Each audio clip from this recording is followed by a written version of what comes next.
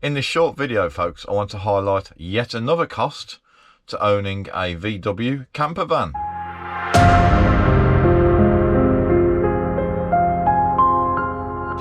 So in this short video, I want to highlight an additional cost that I am now aware of with relation to owning a VW Transporter T6 campervan. Now, I appreciate that the last 3 videos from the camper office has been sort of to do with costs and I guess being a little bit negative on the whole campervan experience. We love the campervan experience, but I just think it's fair to highlight these costs for people out there that maybe otherwise are unaware. But of course, in this video, we covered what we call the real costs of campervan ownership, to do with all the accessories that you'll probably find that you need for your campervan. And as we found in that video, they soon add up. We also, of course, did this video, which was to highlight issues with your V5C logbook. This is obviously for people that live in the UK, where if they've had their van converted, it may have the incorrect seating capacity on their V5C.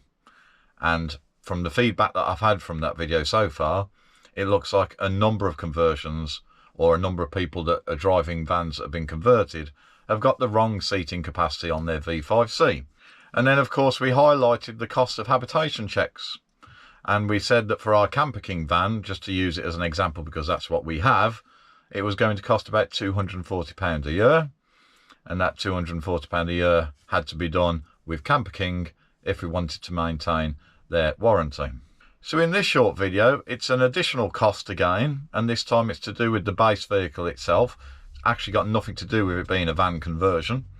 And it's to do with Cambelt change, or Cambelt intervals, and the costs. So I've owned about 35 vehicles so far since I started driving. And for all those vehicles that had Cambelts, I genuinely don't remember ever needing to have one replaced. And I know in general that the intervals tend to be around 10 years, which I think is absolutely fair. It's a critical part of the engine. And of course, most of you will know what can happen to an engine if the cam belt snaps. It's a relatively inexpensive item, although the labour cost can be a little bit high. But of course, the cost of an engine being damaged if the cam belt snaps is a lot higher. So on the VW Transporter T6, and it was a discussion I had when we took our van in for its AdBlue recall, was that I was made aware that the cam belt needs to be changed on the Transporter T6 every 4 years. Now I'm going to say that again. 4 years! I don't understand. I'm not a mechanic, folks, but 4 years is quite frequent compared to any other vehicle that I've ever known and ever owned with regards to cam belt service intervals. So what's the cost of this cam belt service? Well, guess what? It's a little bit more complicated than that, because Volkswagen, I can't say Volkswagen. So VW recommend at the same time as you have your cam belt replaced to have your water pump replaced.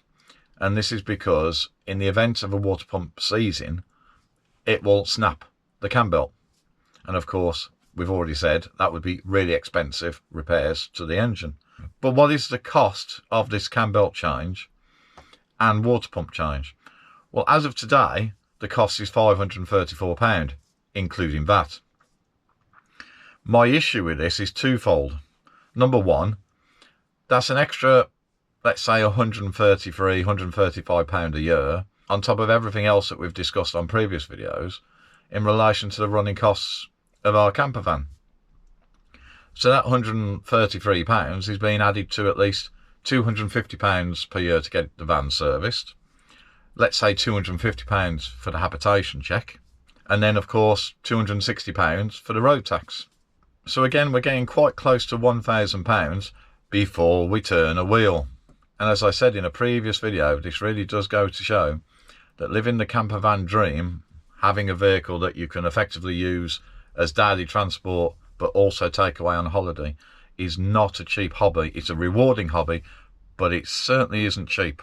So the second reason that annoys me with this is if I look at, say, the Transporter's natural competitor, the Ford Transit. On the brand new Ford Transit diesel engine, the cam belt change interval is 150,000 miles or 10 years. I think we said 10 years before in this video already. 10 years is a common length of time to change a cam belt.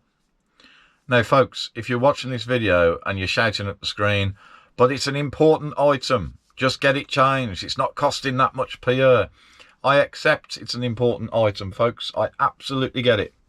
What I don't get is competitors' vehicles are happily driving around with 10-year intervals.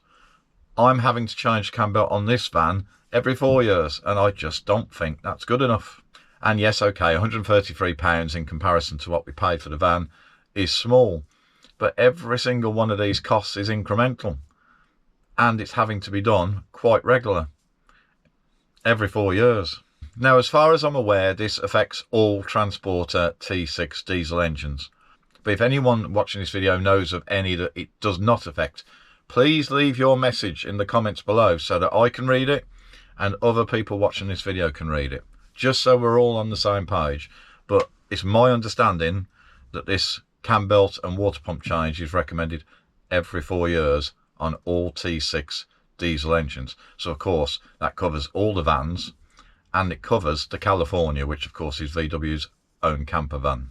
Just for information, the details I got for the Ford Transit has come off Ford's actual ETIS system. So it's their service system that Ford use at the dealer.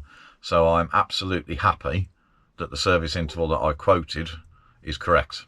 So that's it, folks. Just another short video, hopefully showing folks out there, particularly those that maybe haven't bought a VW Transporter yet to start their camper van journey, of some of the costs that are involved with camper van life. I hope you've enjoyed the video.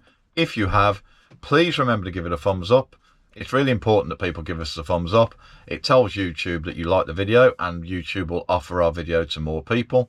And even more importantly, if you're not currently subscribed to the channel, please consider subscribing. I know all YouTubers repeat this pretty much at the end of all their videos, but subscribing to our channel is really important. It's what helps build our channel, and YouTube will certainly offer our videos to more people as more people subscribe. We enjoy what we do. We hope you enjoy what we do. We've got plenty of trips planned for this year, including European trips. Why don't you come along on the journey with us? See you on the next video.